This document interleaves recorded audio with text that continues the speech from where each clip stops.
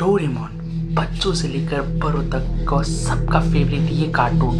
But क्या हुआ अगर यही डोरेमोन अगर तुम लोग को की कोशिश करें। सो आज हम लोग देखने वाले डोरेमोन का वर्ल्ड मोस्ट हॉरर एपिसोड जो बैंड है इंडिया में। So welcome everyone to our YouTube channel reflex develop and welcome to another episode of horror every week. So आज हम लोग रिएक्ट करेंगे डोरेमोन का वर्ल्ड मोस्ट हॉरर एपिसोड जो banned है इंडिया में। Shout out to V presents. And अगर तुम लोग सोचो अगर वही डोरेमोन तुम लोग की कोशिश करे तो तुम लोग क्या करोगे? तुम लोग उससे प्यार करोगे या नफरत करोगे या देखना छोड़ोगे? सो आज हम लोग इसी के ऊपर रिएक्ट करने वाले। So if you excited leave a like, channel पे जुड़ने हैं सब्सक्राइब का बटन दबा दो। 500 सब्सक्राइबर तक के बहुत ज़्यादा नज़दीक आ चुके हैं। सो जल्दी से कंप्लीट करा दो and without delay let's go to the video.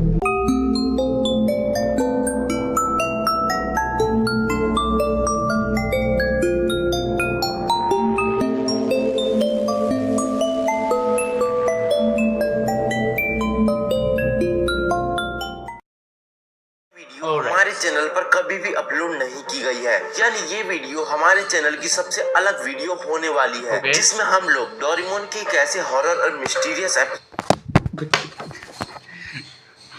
भाई यार एक मिनट, पर तुम लोग एक बात सोचो, ऐसा डोरेमोन अगर तुम लोग रात को सोते टाइम ऐसा डोरेमोन तुम्हारे मुंह के सामने देखो, क्या हाल हो? ऐसे तुम लोग सो रहे हो और तुम्हारे सामने ये डोरेमोन ऐसा दिख रहा है, भाई क्रीपी ब्रो। चैनल की सबसे अलग वीडियो होने वाली है, जिसमें हम लोग डोरेमोन की एक ऐसे हॉरर और मिस्टीरियस एपिसोड के बारे में बात करने वाले हैं जो अभी तक टीवी में नहीं आया है। और मैं गारंटी दे सकता हूं कि ये एपिसोड आप में से किसी ने भी नहीं देखा होगा। तो दिल थाम के बैठिए, क्योंकि इस वीडियो में आपको बहुत ज्यादा मजा आने वाला है। तो बिना टाइम वेस्ट किए हमारी इस मजेदार हॉरर वीडियो को स्टार्ट करते हैं।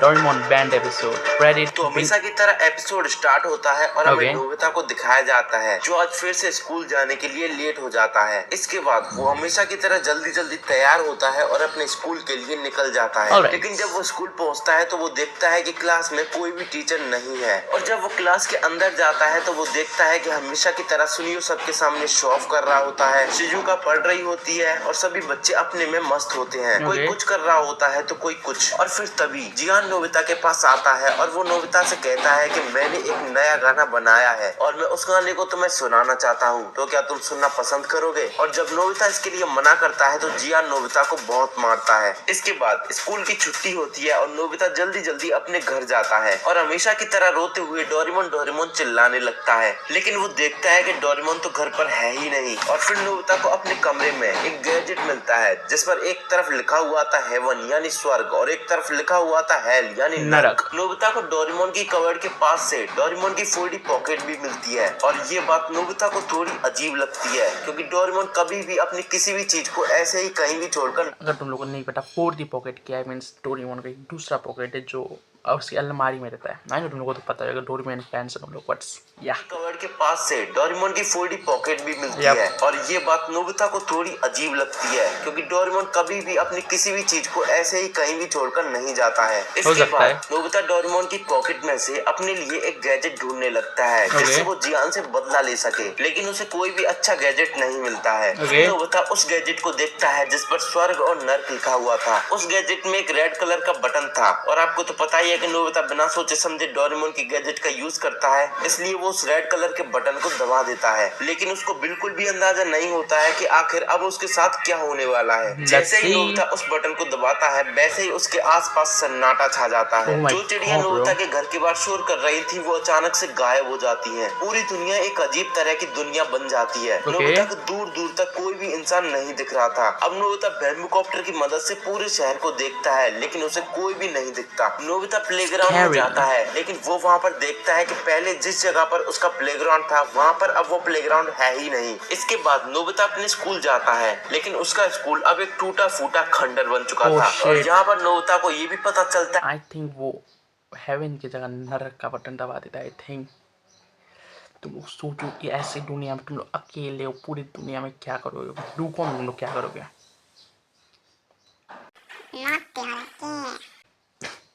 जिस जिस जगह पर उसका प्लेग्राउंड था वहाँ पर अब वो प्लेग्राउंड है ही नहीं। इसके बाद नोबिता अपने स्कूल जाता है, लेकिन उसका स्कूल अब एक टूटा फूटा खंडर बन चुका था। और यहाँ पर नोबिता को ये भी पता चलता है कि उसके स्कूल के पीछे वाली पहाड़ी जिस पर नोबिता अक्सर जाया करता था वो वहाँ पर नहीं है और उसकी जगह पर कई बड़ी बड़ी बिल्डिंग्स बना दी गई है। और इन सभी चीजों को देखकर नोबिता का मुंह फटा के फटा रह जाता है। और यहाँ पर नोबिता को ये भी लग रहा था कि या तो वो समय में आगे आ चुका है या फिर वो किसी अलग ही दुनिया में है। और नोबिता को ये भी समझ में आ जाता है कि हो ना हो ये सब उसी गैजेट की वजह से हुआ है। इसके बाद नोबिता अपने घर आ रहा होता है, लेकिन तभी उसे एक जगह पर लोगों की एक बहुत लंबी लाइन दिखती है जो एक कब्रिस्तान टाइप की जगह के अंदर जा रहे होते हैं एक एक करके। और उस कब्रिस्तान के आगे दो रास्ते होते हैं, जिनमें से एक रास्ता हेवन यानी स्वर्ग का था और दूसरा रास्ता हेल यानी नरक की ओर जा रहा था। नोबिता देखता है कि कुछ लोग स्वर्ग की ओर जा रहे होते हैं तो कुछ लोग नरक की ओर। और जब नोबिता उस लाइन के पास जाकर देखता है तो वो चौंक जाता है, क्योंकि उस लाइन में और कोई नहीं बल्कि नोबिता के दोस्त, रिश्तेदार और उसके आस पड़ोस के लोग थे। और नोबिता ये देखकर काफी ज्यादा चौंक जाता है कि उस लाइन में जो भी लोग थे उन्होंने यानी वो कपड़ों की लाइन में खड़े हुए थे और उनकी उम्र भी नोबिता से बहुत ज्यादा हो चुकी थी। मींस वो सब बूढ़े हो चुके थे, फ्यूचर में डरावने दिख रहे थे। अब नोबिता बिना कुछ सोचे समझे उस लाइन में जाकर लग जाता है और जब वो लाइन से निकलने की कोशिश करता है तो वो नहीं निकल पाता है। यानी अब नोबिता उस लाइन में फंस चुका था। अब धीरे धीरे लाइन आगे बढ़ती है और थोड़ी देर बाद नोबिता का भी नंबर आ जाता है। यहाँ पर नोबिता को स्वर्ग और नरक के रास्ते में से किसी एक रास्ते को चुनना था, लेकिन अब यहाँ पर प्रॉब्लम ये थी कि नोबिता को पता नहीं था कि आखिर हेल और हीवन का मतलब क्या होता है। और इसी कारण की वजह से नोबिता हेल यानी नरक के रास्ते की ओर बढ़ना शुरू कर देता है। लेकिन नोबिता जैसे ही एक कदम बढ़ाता ही है वैसे ही वहाँ पर डोरेमोन आ जाता है और नोबिता को उस लाइन से बाहर खींच लेता है। और फिर डोरेमोन जल्दी से नोबिता के पास जो 4D पॉकेट थी उसमें से उस गैजेट को निकालता है जिसकी वजह से ये सब हो रहा था और उसे बंद कर देता है। और फिर इसके बाद सब कुछ नॉर्मल हो जाता है। इसके बाद नोबिता डोरेमोन से पूछता है कि आखिर ये सब था क्या। इस पर डोरेमोन नोबिता को बताता है कि ये सब इस गैजेट की वजह से हो रहा था। इस गैजेट की मदद से हम ये पता लगा सकते हैं कि कोई इंसान नरक में जाएगा या फिर स्वर्ग में। और इस गैजेट की मदद से हम अपने मन मुताबिक, इसका मतलब चियान सुनो ये सब आई थिंक नरक में जाएगा और नोबिता भी। डैम ब्रो, डैम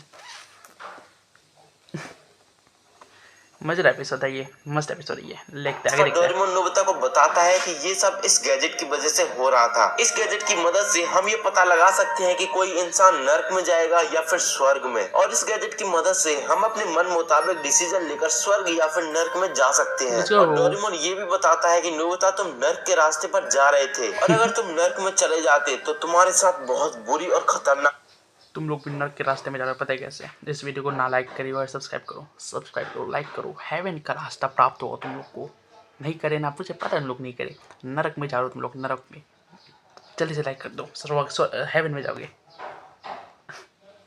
सॉरी या फिर नर्क में जा सकते हैं। और डोरेमोन ये भी बताता है कि नोबिता तुम नर्क के रास्ते पर जा रहे थे और अगर तुम नर्क में चले जाते तो तुम्हारे साथ बहुत बुरी और खतरनाक चीजें होती और तुम्हें नर्क में बहुत ज्यादा टॉर्चर सहना पड़ता। और फिर डोरेमोन कहता है कि ये गैजेट बहुत खतरनाक है। और फिर नोबिता डोरेमोन से पूछता है कि आखिर वो गया कहाँ था, जिस पर डोरेमोन बताता है कि वो फ्यूचर में गया था। और फिर यहीं पर ये एपिसोड एंड हो जाता है।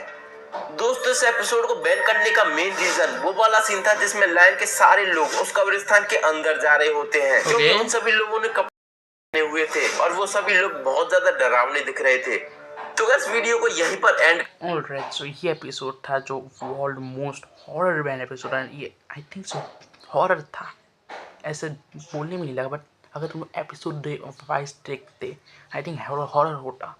So let's right. So this is another episode. ये लोग का Shinchan top 2 horror episodes and जो लोग यहाँ तक रुक चुके हैं, लेट्स गो। तुम लोग को शिनचैन का हॉरर एपिसोड भी देखने को मिल गया एंड जो लोग डोरेमोन के टाइम भी जा चुके। सो अनलकी हुई वहाँ एंड तुम लोग जो लोग रुके हो लकी यार। Of course shout out to V presence, let's go. साथ हुई मिस्टीरियस घटनाओं के बारे में जाना, लेकिन नैनी के साथ सिर्फ इतनी ही हॉरर चीजें नहीं हुई हैं। इसलिए मैं आप लोगों के लिए ये वीडियो लाया हूँ जिसमें हम लोग नैनी के साथ हुए और भी मिस्टीरियस इंसिडेंट्स के बारे में जानेंगे। इसलिए अगर आपने अभी तक वीडियो को लाइक नहीं किया है तो कर दो और चैनल को भी जरूर से सब्सक्राइब कर दो। और हम चलते हैं वीडियो में आगे। तो इस एपिसोड की स्टार्टिंग में नैनी एक अलग ही तरह की दुनिया में होती है, जहाँ दूर दूर तक एक अजीब तरह का वातावरण था। लेकिन तभी उसे कहीं से एक आवाज आती है। नैनी उस आवाज का पीछा करती है, लेकिन उसे कोई नहीं दिखता। अब धीरे धीरे वो आवाज तेज होने लग जाती है और फिर तभी उसके पास एक बड़ा सा रैबिट आ जाता है। वो बचकर भागने की कोशिश करती है, लेकिन वो रैबिट नैनी के हाथ को पकड़कर उसकी मुट्ठी बंद करता है और वो अपने आप के लिए कहता है। उससे बचने के लिए नैनी उसे एक जोरदार पंच मारती है, जिससे उसकी आंख खुल जाती है। यानी ये सब सिर्फ उसका एक सपना था। इसके बाद नैनी को याद आता है कि आज तो उसके स्कूल में पूल डे है, जिसमें स्कूल के सारे बच्चे पूल में एंजॉय करेंगे। वो जल्दी से तैयार होती है और स्कूल पहुंचती है, लेकिन वो देखती है कि पूरा स्कूल खाली है और वहाँ पर उसके अलावा और कोई भी नहीं है। उसको लगता है कि वो शायद जल्दी आ गई है। इसके बाद जब वो पूल के पानी की तरफ देखती है तो हमें उसमें एक रैबिट की परछाई दिखाई देती है, जो कि नैनी को नहीं दिखती। इसके बाद सिंचैन भी अपनी मॉम के साथ स्कूल आता है, पर तभी सिंचैन को याद आता है कि अरे पूल डे तो कल है, हम आज फालतू में आ गए, आज तो स्कूल की छुट्टी है। इसको सुनकर सिंचैन की मॉम उसको डांटती है और घर चली जाती है। और ये सब सुनकर नैनी को बहुत गुस्सा आता है, क्योंकि आज पूल डे नहीं है। इसलिए वो अपना गुस्सा शांत करने के लिए अपने बैग से अपने रैबिट को निकालती है और उसको मारने लग। अगर जिसको नहीं पता, ये नैनी और इसकी मॉम अगर गुस्सा होते ये लोग रैबिट को समझ रहे हो, तुम लोग समझ रहे हो, आई नो तुम लोग समझ रहे हो क्या बोलो अब मैं। है और इसी बीच वो रैबिट जिंदा हो जाता है। उसकी आंखें भी लाल हो जाती हैं। वो रैबिट फिर से नैनी के सपने की तरह उसकी मुट्ठी बंद करता है और उससे कहता है कि मुझे मारो। वो उससे बचने के लिए उसे पीटने लग जाती है और उस बनी को पूल में फेंक देती है, जिसमें गिरने के बाद वो बनी चिल्लाने लगता है कि उसे बचाओ, उसे पानी से नफरत है। और फिर धीरे धीरे वो रैबिट पानी में मिलना शुरू हो जाता है और उसके शरीर में से बहुत सारी रैबिट्स की आत्मा निकलकर पानी में मिल जाती है। सीन अगले दिन पर शिफ्ट होता है, जब नैनी स्कूल आती है, जहाँ वो देखती है कि सारे बच्चे मजे से खेल रहे हैं। योशिनागा मैम उससे कपड़े चेंज करने के लिए कहती हैं, ताकि वो भी खेल सके। इसके अगले सीन में योशिनागा मैम नैनी के कपड़े बदलने में मदद कर रही होती हैं, लेकिन तभी योशिनागा मैम का बिहेवियर अचानक से चेंज हो जाता है और फिर वो भी उसी रैबिट की तरह नैनी की मुट्ठी बंद करती हैं और अपने आप को मारने के लिए कहती हैं। और ये कहते कहते उनका चेहरा भी रैबिट में बदल जाता है। नैनी डर के मारे जल्दी से कमरे से बाहर आती है, पर बाहर आकर वो देखती है कि स्कूल के सभी लोगों का बर्ताव बदल गया है। और ये इसलिए हुआ होता है क्योंकि जिस रैबिट की आत्मा कल पूल के पानी में मिल गई थी, अब उन्होंने सभी लोगों को अपने बस में कर लिया है और अब सभी लोग नैनी से अपने आप को मारने के लिए कह रहे होते हैं। और यहाँ पर हमें सभी लोगों का एक बहुत ही क्रीपी सीन देखने को मिलता है। अब वो रैबिट भी नैनी के पास आ जाता है, जो पानी से बना हुआ एक ट्रांसपेरेंट रैबिट था, और वो भी नैनी से उसको मारने के लिए कहता है। वो ऐसा नहीं करना चाहती थी, लेकिन वहाँ मौजूद सभी लोग उससे जबरदस्ती उस रैबिट में पंच मरवा देते हैं, जिससे वो रैबिट पानी से भरे एक बैलून की तरह फट जाता है। इसके बाद जो आत्मा सभी के अंदर गई थी, अब वो उनके शरीर से बाहर निकल जाती है, जिससे सभी लोग नॉर्मल हो जाते हैं। इसके बाद हमें एंड के सीन में दिखाया जाता है कि रात को वो रैबिट उसी पूल से बाहर निकलता है और कहता है कि मुझे मारने के लिए शुक्रिया नैनी, और इतना कहकर वो वहाँ से नैनी के घर की ओर चल देता है। और यहीं पर ये एपिसोड खत्म। इसलिए बोलते हैं किसी भी स्टफ टॉय को नहीं मारना चाहिए और लाना ही नहीं चाहिए, किसी स्टफ टॉय को नहीं लाना चाहिए। ओके, नेक्स्ट हो जाता है। Alright, number 2। सो इससे पहली वाली वीडियो में मैंने इस एपिसोड का एक छोटा सा पार्ट एक्सप्लेन किया था। तो चलो आज पूरा एक्सप्लेनेशन देखते हैं। तो एक दिन नैनी दोपहर के समय आराम कर रही होती है, लेकिन तभी उसके घर का फोन बजता है और जब वो फोन उठाने के लिए जाती है तो वो फोन कट हो जाता है, जिससे उसे गुस्सा आता है और वो गुस्से में अपने बनी को बहुत मारती है। इसके बाद जब रात होती है तो वो एक फुल मून की नाइट होती है और जब वो सो जाती है तो उसका वो रैबिट जिंदा होकर उसके पास आता है और उसे घूरने लगता है। जिसके बाद हमें नैनी को एक जगह पर दिखाया जाता है जिसके आसपास बहुत सारे फूल होते हैं, लेकिन तभी उसके पास वो बनी आता है। वो उससे बचने की बहुत कोशिश करती है, बट वो बनी नैनी को पकड़कर जकड़ लेता है। लेकिन यहाँ हमें पता चलता है कि ये सब सिर्फ नैनी का एक सपना था। हर बार नैनी को सपना ही क्यों आ रहा है। इस सपने के बाद वो बहुत ज्यादा डर जाती है, इसलिए वो अपने रैबिट को एक बैग में पैक करके उसे फेंकने के लिए जाती है। लेकिन जब वो उसे फेंकने की कोशिश करती है तो वो रैबिट उसे लग जाता है। इसके बाद नैनी भागते भागते एक कार से होती है, लेकिन वो बनी अपने हाथों से ही उस कार को रोक देता है। इसके बाद वो फिर से भागना शुरू कर देती है और भागते भागते वो शिनचैन के घर के सामने आकर रुकती है। वो शिनचैन के पास जाकर उससे हाइड एंड सीक खेलने के लिए कहती है और जब वो खेल रहे होते हैं तब नैनी चालाकी से अपने रैबिट को शिनचैन के घर में छोड़ती है और वहाँ से अपने घर चली जाती है। अब जब शिनचैन की मॉम उसके पास आती, तुम लोग को नहीं लगता नैनी थोड़ी सी सेल्फिश है? उसके घर में ये बनी ऐसा रैबिट्स ऐसा कर रहा है तो उस शिनचैन के घर के छोड़ दिया। नहीं लगता तुमको नैनी थोड़ा सा सेल्फिश है? थोड़ा सा इतू मुझे तो लगता है ब्रो, क्या बोलूं अब मैं। लिए कहती है और जब वो खेल रहे होते हैं तब नैनी चालाकी से अपने रैबिट को शिनचैन के घर में छोड़ती है और वहाँ से अपने घर चली जाती है। अब जब शिनचैन की मॉम उसके पास आती है तो वो उसे कमरा गंदा करने के लिए डांटती है और उसे कमरे को साफ करने का कहकर दूसरे कमरे में चली जाती है, जहाँ वो मिरर में उसी रैबिट को देखती है और जब वो पीछे मुड़कर देखती है तो वहाँ पर कोई भी रैबिट नहीं होता। इसके बाद शिनचैन देखता है कि हिमाबारी उसी बन्नी के साथ खेल रही है, जिससे शिनचैन समझ जाता है कि ये बन्नी नैनी का ही है। लेकिन जब वो नैनी को कॉल करके इसके बारे में पूछता है तो नैनी मना कर देती है कि ये बनी उसका नहीं है। इवन नैनी की मॉम भी यही चीज कहती है। इसके बाद सीन शिफ्ट होता है रात पर, जहाँ नोहारा फैमिली सो रही होती है और हाँ, ये रात भी एक फुल मून की रात होती है, जिस रात को वो रैबिट जिंदा हो जाता है और अब भी ऐसा ही होता है। वो अपने आप से जिंदा होकर कबर से बाहर निकलकर जाने लगता है और उसकी आंखें भी लाल होती हैं। हिमाबारी उसे पकड़कर उसे रोकने की कोशिश करती है, लेकिन वो बनी हिमाबारी को हटाकर उससे कहता है कि मेरी जरूरत तुम्हें नहीं है और इतना कहकर वो नैनी के घर की ओर निकल जाता है। नैनी के साथ तो गाइस आज के लिए बस इतना ही था। ओके, सो नैनी के साथ ऐसा नहीं होना चाहिए, बट नैनी को भी नहीं मानना चाहिए था स्टफ टॉय को। सो यही था एक डोरेमोन का हॉरर एपिसोड एंड शिनचैन का हॉरर एपिसोड। जो कमेंट करता कि भाई शिनचैन का हॉरर एपिसोड तो रिएक्ट करते था, तो लास्ट में हम लोग ने वो भी किया, शिनचैन का हॉरर एपिसोड भी रिएक्ट किया। जो लोग आधे में छोड़ के चले गए, अनलकी फॉर यू। एंड जो लोग अभी तक टिके हुए हैं, दिल से लाइक कर दो एंड कमेंट कर दो एंड मिलते हैं आपसे नेक्स्ट वीडियो में। Thanks for support friends, bye bye. आगे सीजन एपिसोड थोड़ा जल्दी नहीं कर, जल्दी से लिंक डिस्क्रिप्शन पे है। Bye bye.